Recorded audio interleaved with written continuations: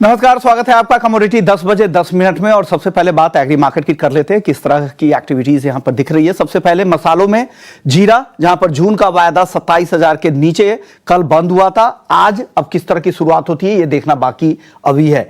जीरे के बाद बात करते हैं हल्दी की। हल्दी 18,000 के ऊपर फिर से पहुंच चुका है और धनिया 7,450 के ऊपर बंद हुआ है। निचले स्तरों पर खरीदारी यहां पर दिख रही है। हल्दी को लेकर खबर यह है कि सप्लाई अभी भी कम है और चुनावों की वजह से जो अराइवल्स है वो भी कम यहां पर दिख रहे हैं मराठवाड़ा के एरिया में। ग्वारगम 10,700 के नीचे है, हल्की नरमी है, बेहद सीमित दायरे में कारोबार है, लेकिन जो एक्सपोर्ट्स के नंबर है वो अभी भी बेहतर है, लेकिन कीमतों पर उसका असर नहीं दिख रहा है। ग्वारसीड 5,450 के नीचे है, कीमतों पर कल दबाव दिखा था। आज की शुरुआत होने अभी बाकी है, किस तरह की शुरुआत होती है देखते हैं ग्वारसीड में, लेकिन 5,450 के आसपास भाव है। सनफ्लावर की बात करें तो इंटरनेशनल मार्केट में सभी खाने के तेलों में धीरे धीरे नरमी आई है। अप्रैल में वो नरमी दिखी थी, लेकिन भाव अगर देखें वायदा में तो 865 के आसपास है। कुछ समय से दायरे में ही घूम रहा है एनसीडीएक्स पर सनफ्लावर ऑयल का वायदा। कॉटन की 2600 के करीब है, कल मामूली तेजी दिखी थी, बेहद सीमित दायरे में कारोबार हो रहा है, लेकिन कपास पर दबाव है। कपास 1500 के नीचे आ चुका है नवंबर का एनसीडीएक्स का वायदा। और आइस पर कॉटन कल की तेज गिरावट के बाद आज यहां पर हल्की तेजी दिखा रहा है, 76 सेंट के आसपास यहां पर ट्रेड हो रहा है। मेंथा ऑयल की बात करें तो 950 के आसपास, पहले 50 रुपए के दायरे में था, अब यहां से 70-80 रुपए के दायरे में मेंथा ऑयल यहां पर घूम रहा है। आखिरी काउंटर है कैस्टर, जून वायदा 5,700 के आसपास है, हल्की नरमी के साथ यहां पर कारोबार हो रहा है। तो ये टॉप 10 कमोडिटीज आपके लिए। तो चलिए अब अपने मेहमान को भी जोड़ लेते हैं हमारे साथ। अब अगले 10 मिनट तक वो हमारे साथ होंगे, जो आपको अलग अलग कमोडिटीज पर अपनी राय देंगे। सबसे पहले हम बात मसालों की शुरू कर लेते हैं। मसालों पर सर बताइए क्या लग रहा है आपको, जीरा किस तरह की चाल यहां से दिख रही है भाविक, और आगे क्या कुछ तेजी जो आई थी 25% की तेजी हमने देखी है, क्या फिर से जो लॉस हुआ है वो रिकवर होगा क्या जीरे में? वेरी गुड मॉर्निंग विश्वमोहन जी। देखिए, जीरा में हमने देखा कि 24,000 से 28,000 की एक रैली आई थी। आई थिंक दो कारण थे। एक तो इतने लोअर प्राइस पे जो फार्मर्स थे वो अपनी यील्ड जो बेच नहीं रहे थे, तो मंडी में थोड़ा अराइवल कम था। बीच में गुजरात का जो इलेक्शन था उसकी वजह से भी अराइवल में थोड़ी प्रॉब्लम हुई थी और डिमांड जो है वो अभी थोड़ी आ रही है। बट मुझे नहीं लग रहा कि यहाँ से अभी नई तेजी होनी चाहिए, क्योंकि देखिए अगर स्टॉक देखें तो काफी स्टॉक्स है और अभी जैसे जैसे प्राइस बढ़ रहा है तो अराइवल अगर मंडी में हम देखें तो वापस आना शुरू हो गया है। तो मुझे नहीं लग रहा कि फार्मर्स ज्यादा होल्ड करेंगे, अभी यहाँ से वो बेचना ही शुरू करेंगे, तो वो सेलिंग प्रेशर भी जरूर से आएगा। 28,000 से 19,000 तक ही मुझे लग रहा है कि ये रैली आ सकती है और अभी भी मुझे लग रहा है कि यहाँ से अभी वापस से 25,500 से 26,000 के लेवल आ सकते हैं। तो यहाँ से बाय के रिकमेंड मैं नहीं दूंगा, यहाँ से मैं सेल की रिकमेंड दूंगा 28,000 के स्टॉप लॉस से, और नीचे का टारगेट रख सकते हैं 25,500 का।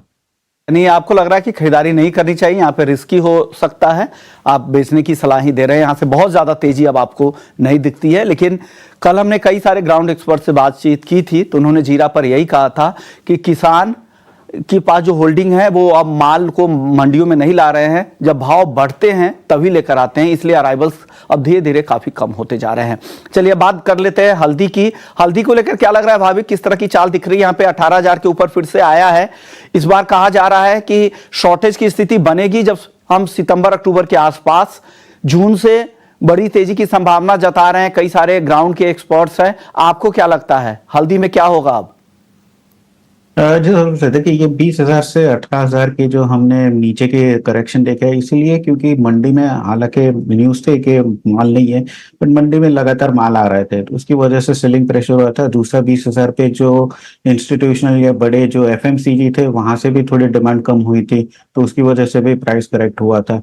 बट अभी जैसे आपने बताया कि अभी वहां पे इलेक्शन का सीजन है, तो उसकी वजह से माल थोड़ा मंडी में नहीं आएगा और आगे जाके भी अगर हम देखें तो माल थोड़ा कम ही है। तो ये जरूर से लग रहा है कि जून के बाद मुझे लग रहा है कि तेजी देखने को मिल सकती है।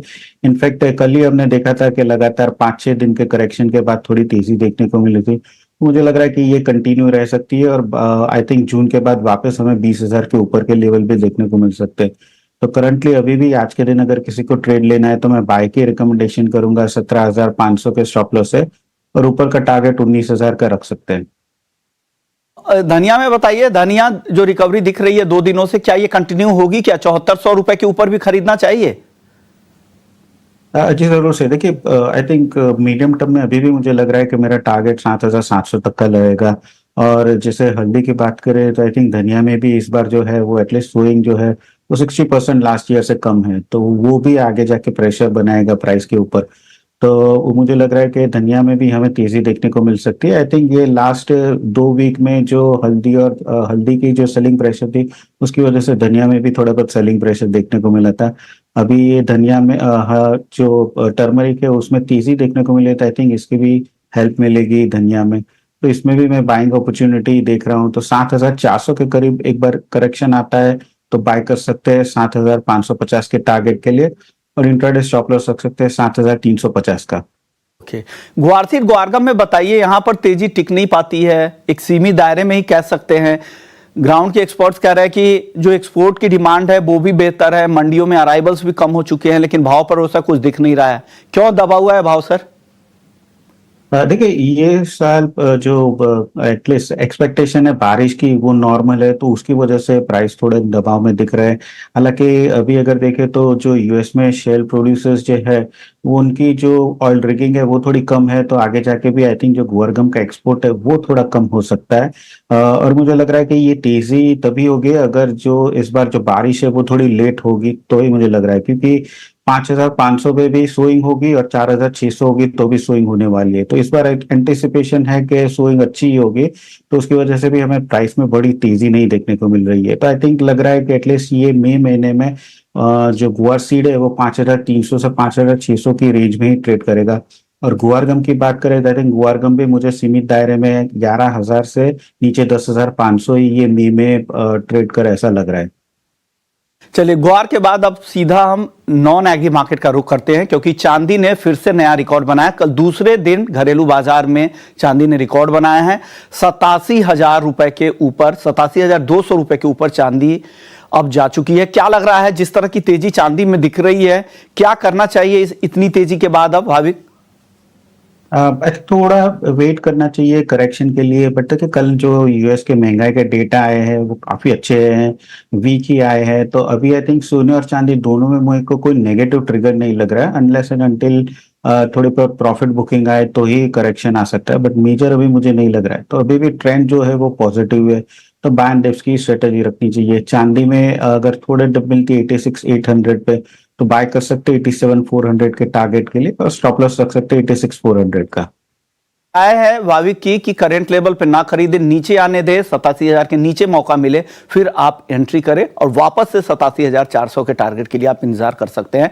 करंट लेवल पे नहीं खरीदने की सलाह दी जा रही है।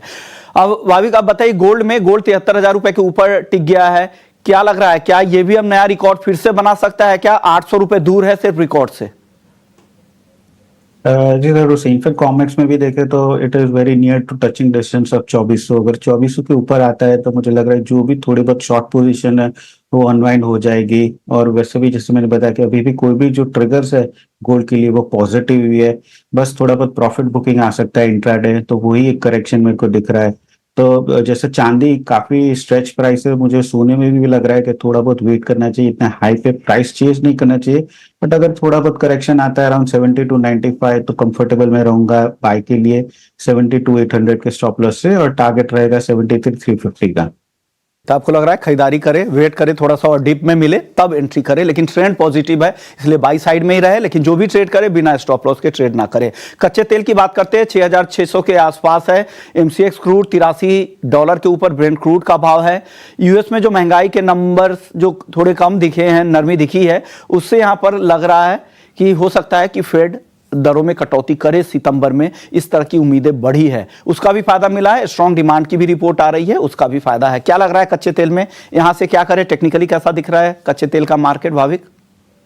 आई थिंक नीचे की रेंज में आ चुका है, तो मुझे लग रहा है कि यहाँ से रिस्क रिवॉर्ड लॉन्ग की साइड ज्यादा बेहतर रहेगा। हालांकि देखिए वॉर प्रीमियम जरा भी नहीं है, चला गया है, बट आगे जाके यूएस में जो मेमोरियल वीकेंड आने वाला है उसकी डिमांड आ सकती है गैसोलीन और ट्रैवलिंग की वजह से।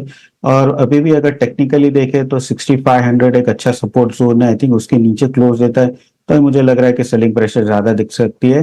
तो आज के दिन अराउंड 6555 पे बाय कर सकते हैं 6500 के स्टॉप लॉस से, और ऊपर का टारगेट रख सकते हैं 6620 का।